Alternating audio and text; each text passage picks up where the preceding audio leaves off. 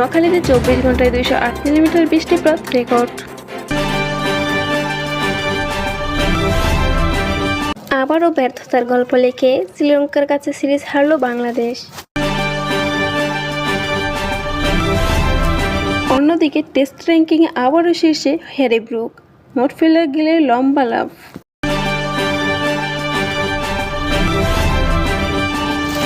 এদিকে জানা গিয়েছে নেতানিয়াহু চুপচাপ হোয়াইট হাউস ত্যাগ করলেন, গাজা আলোচনায় কোনো আগ্রহ নেই।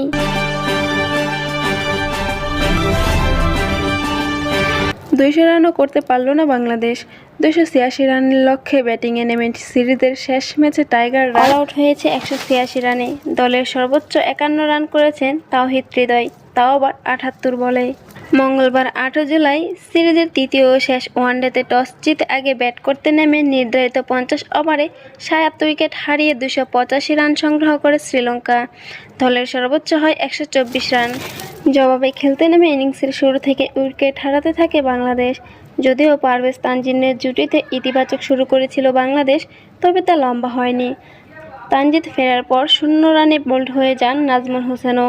এরপর পারভেজকে নিয়ে পরিস্থিতি সামলে নেওয়ার চেষ্টা করেন হৃদয়, সেটিও লম্বা হয়নি। এক প্রান্তে ব্যাটসম্যানরা আসা যাওয়া করলেও আরেক প্রান্তে হৃদয় ধরে খেলেছিলেন, কিন্তু 51 রানে তিনি বোল্ড হয়ে যাওয়ার পর বাংলাদেশের আশাও যেন প্রায় হারিয়ে যায়। এরপর যাওয়া আসার মিছিলে নামমাত্র 27 রান করেন জাকির আলী, 28 রান করেন অধিনায়ক মেহেদী হাসান মিরাজ। 39 ওভার 4 বলে সবকটি উইকেট হারিয়ে 186 রানের বেশি করতে পারেননি বাংলাদেশ। এজবাস্টন টেস্টে ভারতের বিপক্ষে চমৎকার পারফরম্যান্সের পুরস্কার পেলেন হ্যারি ব্রুক। আইসিসি টেস্ট ব্যাটসম্যানদের সর্বশেষ র্যাঙ্কিংয়ে আবারও 1 নম্বরে উঠে এসেছেন ইংল্যান্ডের সাদা বলের অধিনায়ক। এছাড়া ভারতের শুভমান গিল উঠে এসেছেন ক্যারিয়ারের সেরা 6ষ্ঠ স্থানে এবং দক্ষিণ আফ্রিকার ইয়ান মুল্ডার 34 ধাপ এগিয়ে এসেছেন 22তম স্থানে। গত বুধবার 9 জুলাই পুরুষ ক্রিকেটারদের র্যাঙ্কিংয়ের সাপ্তাহিক হালনাগাদ প্রকাশ করেছে আইসিসি। 1 ধাপ এগিয়ে 886 রেটিং পয়েন্ট নিয়ে শীর্ষে আছেন হ্যারি ব্রুক। নোয়াখালীতে গত 24 ঘন্টায় 208 মিলিমিটার বৃষ্টিপাত রেকর্ড করেছে জেলা আবহাওয়া অফিস। এদিকে পানি উন্নয়ন বোর্ড বলছে, অতিরিক্ত বৃষ্টির কারণে জেলায় একদিনে পানি বেড়েছে 17 সেন্টিমিটার। তবে পানি এখনও বিপদসীমার 1 সেন্টিমিটার নিচে রয়েছে। টানা বৃষ্টিতে নোয়াখালীর সদর, কোম্পানিগঞ্জ, কবিরহাট ও সুবর্ণচরে বেশি জলাবদ্ধতা দেখা দিয়েছে।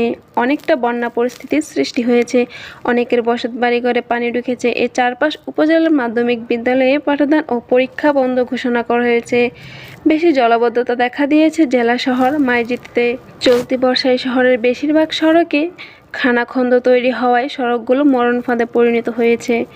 এবছর আগে শুরু হওয়ায় জুন মাসের মাঝামাঝি থেকে এ পর্যন্ত 4 থেকে 5 দফায় শহরে জলাবদ্ধতা দেখা দিয়েছে। যদিও 2 থেকে 3 দিনের বেশি স্থায়ী হয়নি, তবে এভাবে টানা বৃষ্টি হলে স্থায়ী জলাবদ্ধতার সৃষ্টি হতে পারে।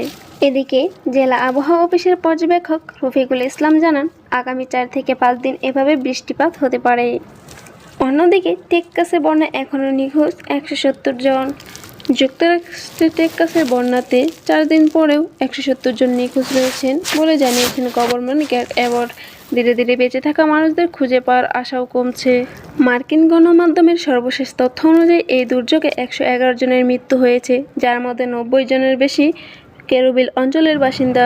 ইসরায়েলের প্রধানমন্ত্রী বেনিয়ামিন নেতানিয়াহু 2 দিনের মধ্যে দ্বিতীয়বারের মতো মার্কিন প্রেসিডেন্ট ডোনাল্ড ট্রাম্পের সাথে হোয়াইট হাউস বৈঠক শেষে চুপচাপ ফিরে গেছেন। গাজায় যুদ্ধবিরতি ও জিম্মি মুক্তির আলোচনা, যা এই বৈঠকের মূল বিষয় ছিল, তা নিয়ে কোনো অগ্রগতি ঘোষণা করা হয়নি।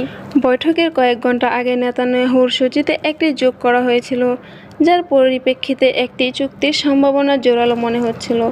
সৌদি সংবাদ মাধ্যম আরশাক এর মতে, কাতারে 5ম দফার আলোচনা স্থানীয় সময় মঙ্গলবার 8 জুলাই রাতে কোনো অগ্রগতি ছাড়াই শেষ হয়েছে।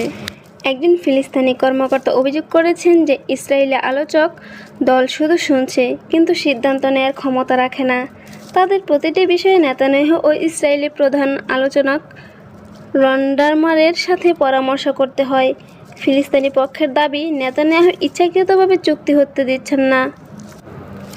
ব্লুর হাউসে দেয়া এক বিবৃতিতে নেতানিয়াহু বলেছেন, আমরা আমাদের জিম্মিদের মুক্ত করতে সর্বাত্মক চেষ্টা চালাচ্ছি, যা আমাদের বীর সেনাদের সামরিক চাপের কারণেই সম্ভব হচ্ছে।